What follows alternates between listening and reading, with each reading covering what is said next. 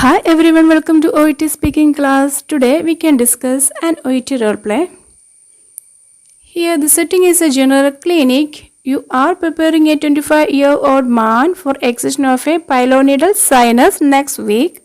The patient is in pain but is embarrassed about the problem and thinks taking medication to alleviate pain is a sign of weakness.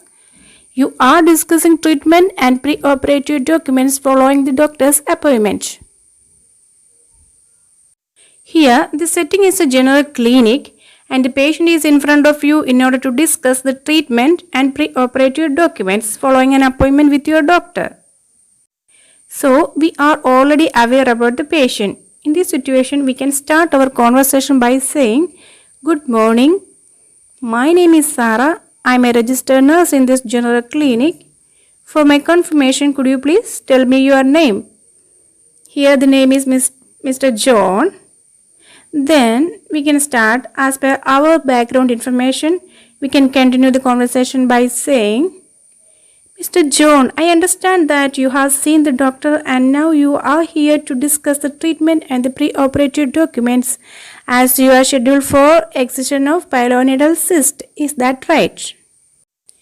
Then, as per the interlocutor card, the patient might say you, "Yes, sister, you are right. But now I feel pain and weakness because of this ailment. I really need painkillers more often than the usual dose. Could you please help me?" At that time, we need to reassure the patient. Then we can assess his pain level. We can ask, "Mr. John, is it a mild or severe pain?" Or you can ask, "How would you rate your pain on a scale of 0 to 10? In that 1 to 3 is mild, 4 to 6 is moderate, and 7 to 10 is severe pain." Probably the patient may reply you, "Sister, it's severe pain." In that situation, we can say, "Mr. John, I'm so sorry to hear that you are experiencing severe pain. The doctor has already prescribed you good medicine to alleviate your pain. And it's really important to take the medication as per the doctor's instruction. Please try to take medication at correct intervals so that your pain will be relieved. And if you take more medication than the usual dose, that won't be good for your health. Are you following me?" In that situation, the interlocutor may say you, "Sister, I'm really embarrassed, therefore I didn't pay attention to the doctor while he explained about my condition. Could you please explain about my condition?" At that time, we can say, "Mr. John, I understand that your embarrassment. But you know, Mr. John, doctors and nurses are used to a huge range of medical issues. Try not to worry, I will explain everything." Then we can say, what is pilonidal sinus and the causes.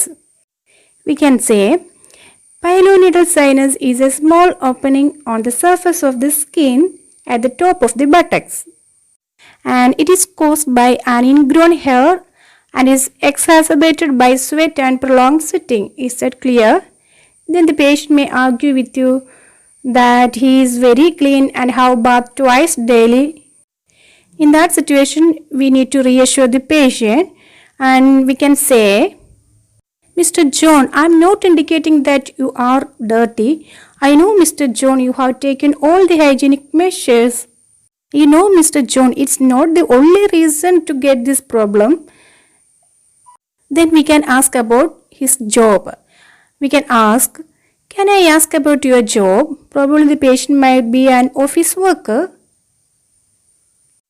Then we can continue by saying, "Mr. John, in your case, it may be due to prolonged working hours in sitting position, and the friction on the ingrown hair from prolonged sitting can irritate the skin and that might cause cyst formation. Are you following me?" Or you can ask, "Is that clear?" Then probably the patient might ask you, "Sister, what should I need to do after the procedure?" Then we can continue, "Alright, Mr. John, now I am going to give information regarding post-operative care. After the excision, you need to focus on wound healing. Therefore, it's really important to take salt bath post-operatively to facilitate wound healing. Also, we will provide you an antiseptic dressings. Is that okay? Then we can continue. We can say like this. You may experience mild pain during the recovery period. This can be managed by taking pain medication prescribed by the doctor.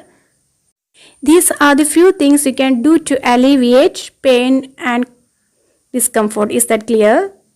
One more thing I would like to tell you that following discharge, if there is any unusual signs like fever, bleeding, swelling or redness, please inform us. We will take care of you.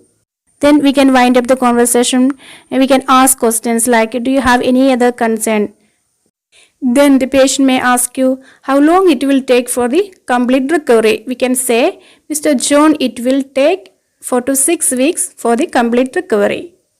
Mr. John, do you think you can able to follow our instructions? Then the patient might agree with your instructions, with your suggestions, and he may say he will follow all the instructions. Then we can wind up the conversation by saying, I'm happy with your suggestion. I'm happy with your decision. I hope I have cleared all your concerns. Okay, Mr. John, now I will do the pre-operative arrangements for your surgery. Thank you, Mr. John. Get well soon.